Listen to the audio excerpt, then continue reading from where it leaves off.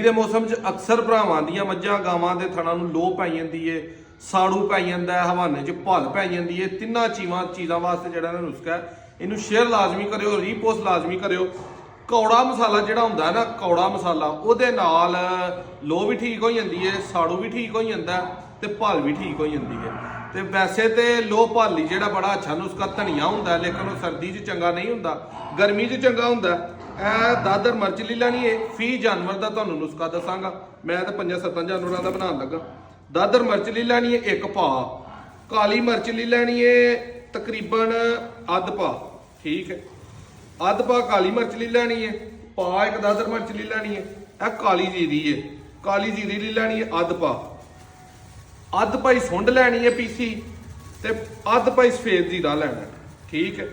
ਇਹਨਾਂ ਸਾਰੀਆਂ ਚੀਜ਼ਾਂ ਨੂੰ ਇੰਜ ਵਿੱਚ ਸੁੱਟ ਕੇ ਵਿੱਚ ਮੋਠੇ ਕ ਜਿਹੜੀ ਇਹਨਾਂ ਫੀ ਜਾਨਵਰ ਦੇ ਹਿਸਾਬ ਨਾਲ ਮਿੱਠੇ ਸੋਡੇ ਦੀ ਪਾਣੀ ਹੈ।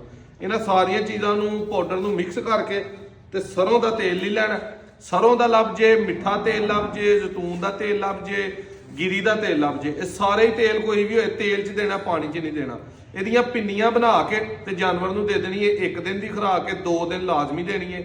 ਫਿਰ ਅਗਰ ਜਾਨਵਰ ਨੂੰ ਰਵੇ ਤੇ ਫਿਰ ਉਹਨੂੰ ਦਿੰਦਿਆਂ ਜਾਣਾ। ਤੇ ਜਿਨ੍ਹਾਂ ਭਾਈਆਂ ਦੇ ਸਾੜੂ ਹੁੰਦਾ ਉਹ ਆ ਖੁਰਾਕ ਦੇ ਕੇ ਕੌੜਾ ਮਸਾਲਾ 4-5 ਦਿਨ ਲਗਾਤਾਰ ਦਵੋ ਤੇ ਜਾਨਵਰ ਨੂੰ 4 ਤੋਂ 5 ਟਾਈਮ ਜਿਹੜਾ ਨਾ ਉਹਦੀ ਚਵਾਈ ਕਰੋ 24 ਘੰਟਿਆਂ ਦੇ ਅੰਦਰ ਅੰਦਰ।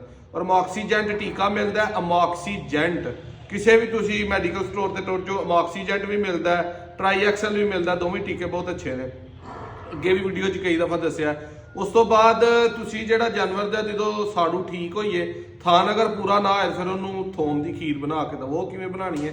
ਥੋਮ ਲੈ ਲਵੋ ਕੋਈ ਅੱਧਾ ਕਿਲੋ, ਉਹਨੂੰ ਚੰਗੀ ਤਰ੍ਹਾਂ ਕੁੱਟ ਕੇ ਦੁੱਧ 'ਚ ਪਾ ਕੇ ਵਿੱਚ ਮਿੱਠਾ ਸੋਡੇ ਦੀ ਮੁੱਠ ਪਾਓ, ਗਰੀ ਪਾਓ ਅੱਧਾ ਕਿਲੋ, ਚੰਗੀ ਤਰ੍ਹਾਂ ਉਹਨੂੰ ਮਿਕਸ ਕਰਕੇ ਤੇ ਜਾਨਵਰ ਨੂੰ 3-4 ਦਿਨ ਦਵੋ, ਥਣ ਵੀ ਤੁਹਾਡਾ ਪੂਰਾ ਹੋ ਜਾਏਗਾ। ਇਹ ਤੇਲ ਲੱਗਿਆ ਪਾ ਦੇਣੇ ਦੇ ਵਿੱਚ, ਠੀਕ ਹੈ। ਇਹ 5-4 ਮੱਝਾਂ ਨੇ ਆਪਣੀਆਂ ਤਾਜ਼ੀਆਂ ਗੱਡੀ ਦੇ ਵਿੱਚ ਆਈਆਂ ਨੇ, ਉਹਨਾਂ ਨੂੰ ਲੋ ਪਈ। ਬਲਾਲ ਸਾਰਾ ਪਾ ਦਾਂ? ਸਾਰੇ ਪਾ। ਲੋ ਜੀ, ਬਲਾਲ ਸਾਹਿਬ ਦੀ ਇਜਾਜ਼ਤ ਲੈਣੀ ਪੈਂਦੀ ਹੈ ਕਿਉਂਕਿ ਇਹਨਾਂ ਨੇ ਦੇਣਾ ਲੈਣਾ ਹੁੰਦਾ। ਤੇ ਇਹ ਚੰਗਾ ਹੁੰਦਾ, ਲੇਕਿਨ ਤੇਲ ਕੌੜੇ ਮਸਾਲੇ ਦੇ ਵਿੱਚ ਚੰਗਾ ਹੁੰਦਾ। ਉਹ ਸਰੋਂ ਦਾ ਸਰਦੀ ਦਵੋ ਫਿਰ ਅੱਛਾ ਨਹੀਂ ਹੁੰਦਾ। ਇਹਨੂੰ ਮਿਕਸ ਕਰਕੇ ਤੇ ਹੁਣ ਮੱਝਾਂ ਨੂੰ ਦੇ ਦੇਣਾ। ਤੇ ਵੀਡੀਓ 'ਚ ਜਿਹੜੇ ਭਰਾ ਨੂੰ ਨੁਸਖਾ ਸਮਝ ਨਾ ਆਏ, ਉਹਨੂੰ ਭਰਾ ਨੂੰ ਫੋਨ ਤੇ ਵੀ ਨਹੀਂ ਆਉਣਾ, ਇਸ ਲਈ ਇਹਦੇ ਲਈ ਫੋਨ ਨਾ ਕਰਿਓ।